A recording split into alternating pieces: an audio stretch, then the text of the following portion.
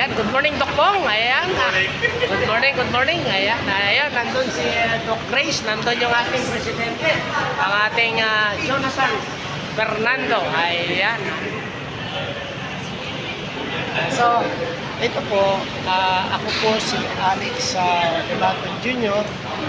alias Lakay, nasa traditional Hilot Traditional Society Incorporated. May programa po kami dito ng medical mission sa Barangay Socorro at isa po kayo sa naka-avail. Ngayon po, ang naging inyong hilot mag-issue na sa araw na to, ako po yun. Ngayon, kayo po si Carmelita Ferrazon. Ayan. Ano pong inyong ginagawa sa buhay ng araw-araw? Sa araw-araw po doon sa bahay, mag-isa lang ako. Pero yung pagkatapos kong mag-ikot-ikot dahil medyo naghahanap ng pagkakakitaan, yung naglalakad-lakad. So ano naging problema po ninyo na trinit dito sa medical mission na ito? Una yung frozen shoulder ko, Okay. tapos yung dito sa may balakang at saka itong tuhod ko. Okay. Pero So, ngayon, mula nung nahilot ako, may nakaginawa ko. ayan. So, ano po masasabi nyo sa medical mission na binigay ng Barangay Socorro ng ating kapitan?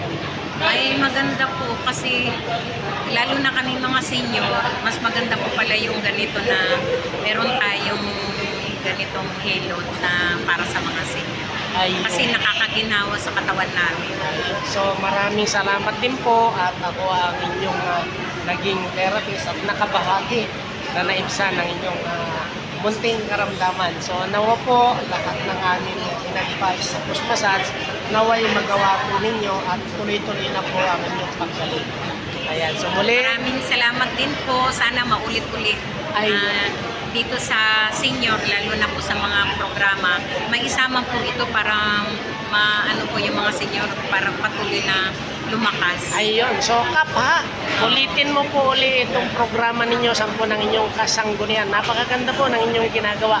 Mabuhay po kayo. Muli, magandang umaga at naway pagpalain tayo ng buong may kapal. Bye-bye!